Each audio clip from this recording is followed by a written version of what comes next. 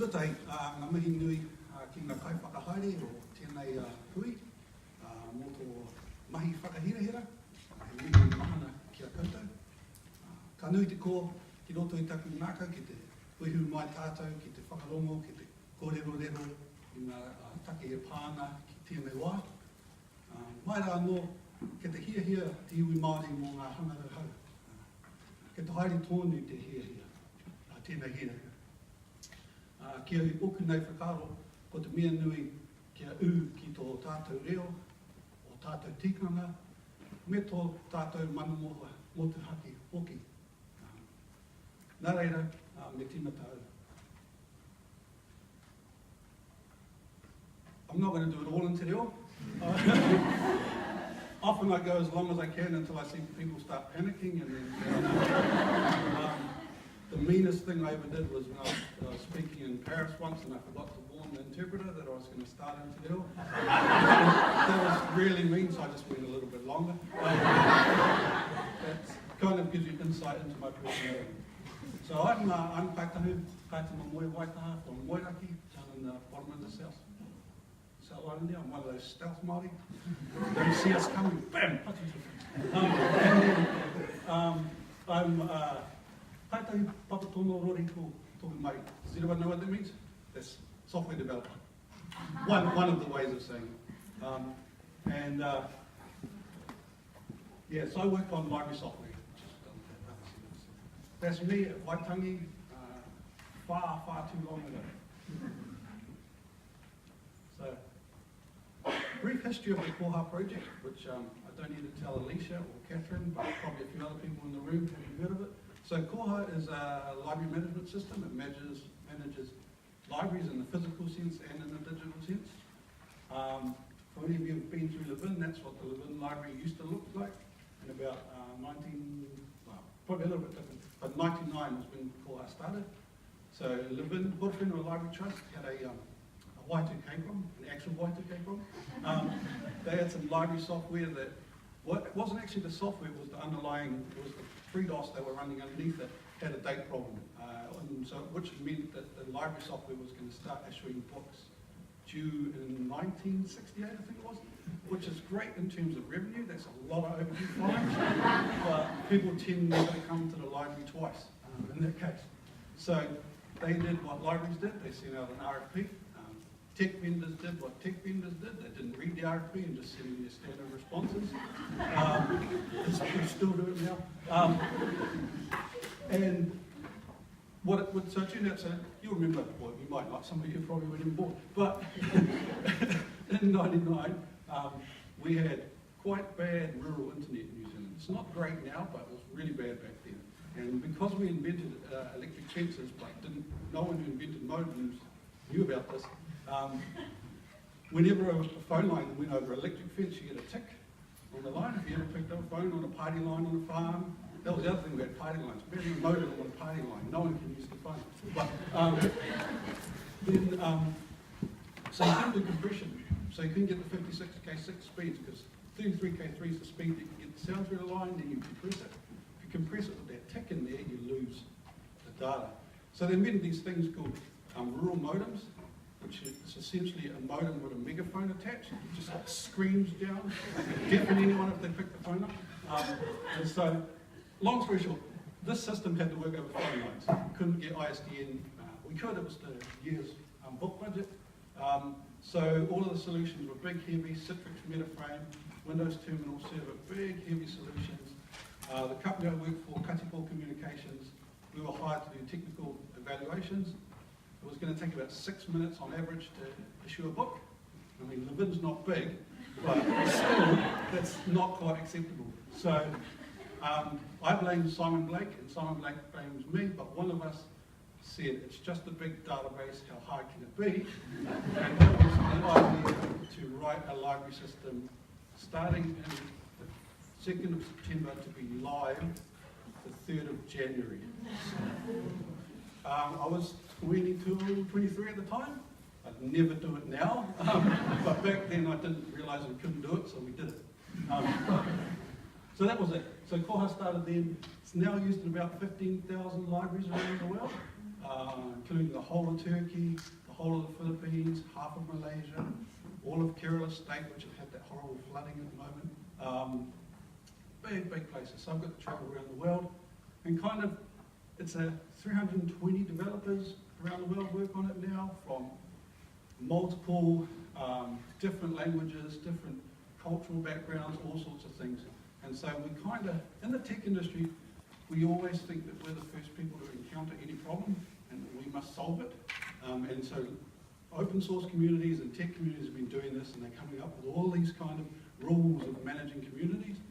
And I kind of reflected back and thought, we kind of figured this out. You know, online communities are different, but they're not massively different. You can apply some of the same kind of rules. So I started trying to think about that a bit. Oh, I should have actually remembered what one was supposed to. So there's 15,000 libraries. So all over the place. Oslo is really interesting because their public library system runs the prison libraries as well. It's all a unified system. I think they're the only country in the world that do that. So yeah, there's 1,170 public libraries on one cluster. So that's how does it scale? Question answered. So Māori have had, if you're going to travel across the Pacific, all the way from Hawaii, all the way here, and you're going to turn up and you're going to turn up down in Moiraki and the kunura don't grow because it's way too cold, you have to figure out ways to work together to survive. So there are a whole lot of whakatauki like this, a whole lot of ngā te roro, ngā take roro, ka ora te ui, with my basket and your basket. We can feed the people. If you've ever seen Once of Warriors, you've probably heard that whakatauki, the second one. E hara te take toa, e toa take tahi, engari e toa take tini. The strength of me is not mine alone, it's from the group around me.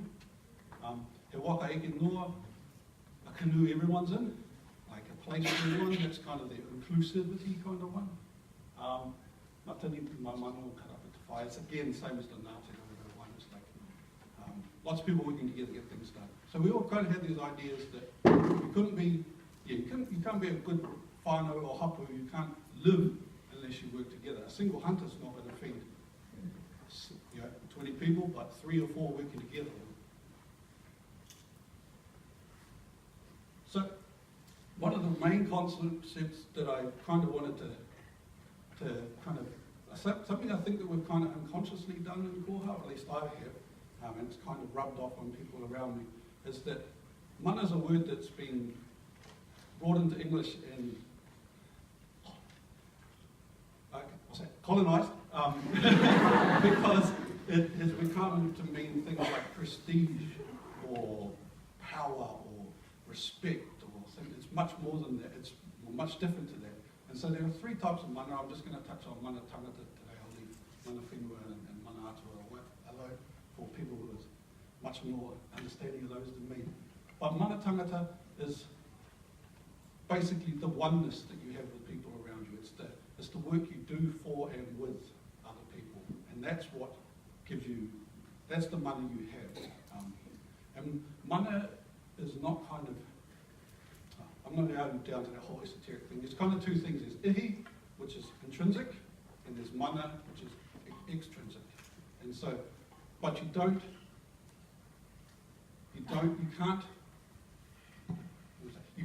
earn mana, you are given mana. So that's kind of what I'm trying to say. And it take you 15 years to build up mana and 27 seconds to lose it all. So it's something you have to work hard on. And so I think this is a quote that Michael Shires that I really like, and that's kind of what I try and do, is that the more you empower the people around you, the better the project is, the better everything else is.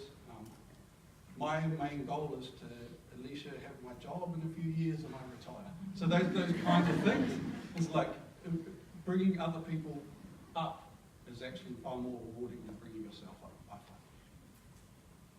find. Whakanuia, rewarding success, rewarding things. In puppy training, and again, I've got 2 boys, in boy training, ignore the bad where you can, reward the good. It's the basic kind of rule for training a dog. You don't want to do negative reinforcement, you want to do positive reinforcement. You want to reinforce the good behaviour. It doesn't work always, like it works when they're little, but if they've already got negative behaviours, you can't ignore them, you can't just do that. But the main thing is when someone does something good, it kind of goes back to that mana tangata, reward them, talk about it, thank them. I've been working on Koha now 19 years, and the main reason I am is because of little things like I've got some biscotti from an Italian librarian who posted to me. My wife loves, she's from the States, from Pittsburgh, she loves American peanut butter. Someone sent a big jar of Jif, which as far as I can tell was sugar with some peanuts. But she loves it, and so these kind of little things like that keep me going far more than being paid. Like being paid to work on it's great, you need that as well, but also these other things too. Just saying thanks. Someone's talking about this, I think maybe even next, so it kind of leads into these as well. But it's all going back to the mana tangata thing. It's bringing people up, making sure that they feel like they should be there, that they can contribute. When they do contribute, you reward them. And yeah, this is a really good article. I can't remember if you search Esther Schindler, there's an article she wrote about open source communities and trying to become more diverse or inclusive. It's a really good article. I should have put the actual article name in there, but you'll find it. It's on the computers. So yeah, the main thing is, like I was saying before, for me, I get more joy out of someone that I've helped doing something than I do out of doing it myself. Like, so it's much more gratifying for like, oh, I showed them how to do that, and then they're off doing something really neat. So bear that in mind. So if you've got a community, make it someone's job if no one's doing it, or make it at least an obvious thing that everyone knows should be happening in the group, that when someone new is starting, someone should look after them and make sure. At work we have a buddy system, doesn't work as well as it could, but it's the same kind of idea that it should be someone's job to make sure that the new people are fitting in, and it should be the right person's job to make sure that. Kōrero, one of the favourite things for Māori people to do. So there's a cool kind of way that on a marae anyway, you have the marae ātea, which is the actual, what people call the marae. The marae is the whole thing, but the marae ātea is the grass and the stuff out in front, where the whaikōrero and the karanga and stuff are. So the marae ātea, that's where you argue, and then you come inside the whare, and that's where you resolve some of those arguments out there. So that's kind of the place of conflict, and then you've got the place inside where you resolve it. So you can air your things you're frustrated, your anger, whatever, in the ātea, come inside the whare nui, sort it out. And what often happens in kōrero, Māori's got a neat trick. Often you can just double up the word to make it longer. So kōrero to talk, kōrero to discuss. It's like it's a cool trick. You can do it with lots of words. But that one, this is kind of like that ongoing discussion, and you kind of work through it, not until it's unanimous, but until people stop disagreeing, if you can understand the difference. So you're working towards consensus rather than complete acceptance by everybody. And the reason why this is important in a software project is because if you get to consensus, then it's no one's fault, and it's everyone's success. And that's a really important thing to do in a project. You don't want it to be, well, that was your idea, it didn't work. Like, no one person should own the success or the failures of a project.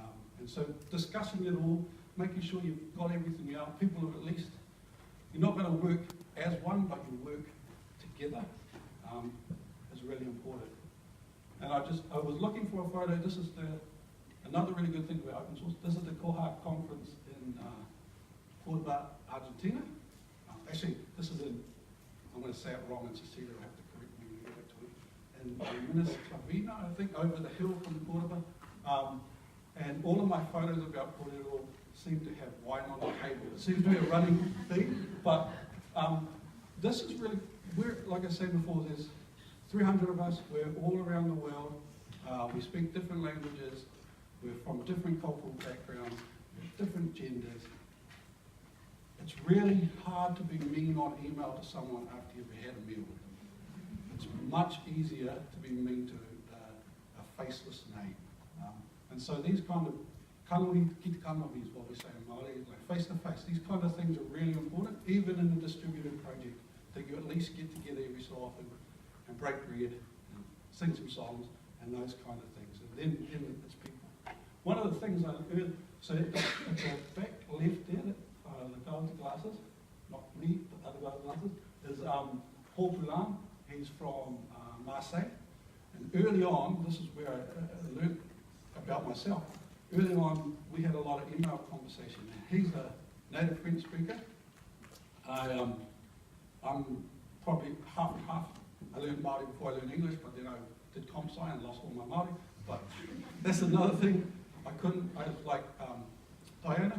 I had to do 2 degrees to do my Māori studies and my computer science. I couldn't do it. I had to do a BA, Māori and mathematics, and a BSc comp sci to get the 2 together, which is silly. It was a while ago. Hopefully they fixed it. Anyway, long story short, New Zealand English is quite passive, perhaps from Māori influences, which are quite a passive way of speaking well. French English is incredibly active, so I always thought Paul was angry with me all the time, because he's like, must do this. But he just meant you should, which is what we'd say.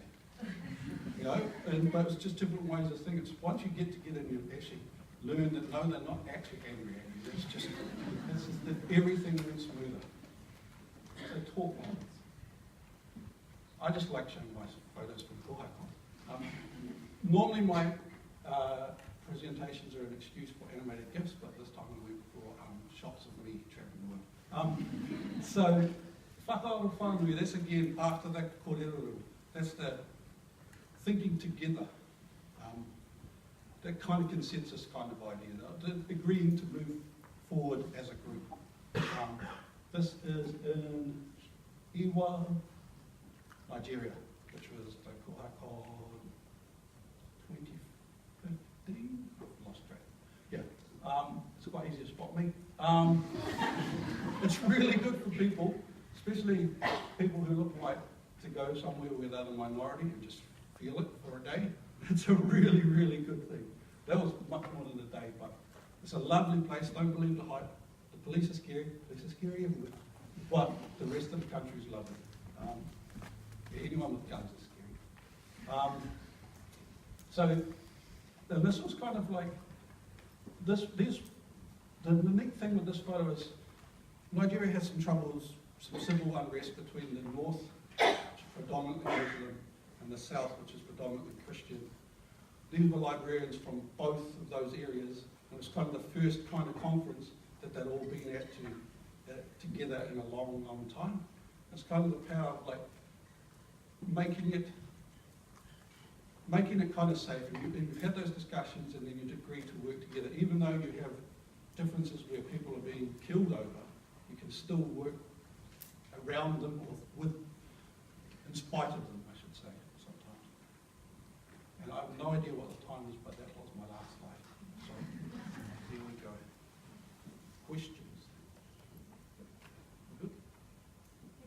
I've got time for questions. Does anyone have any? I'm cool if you don't.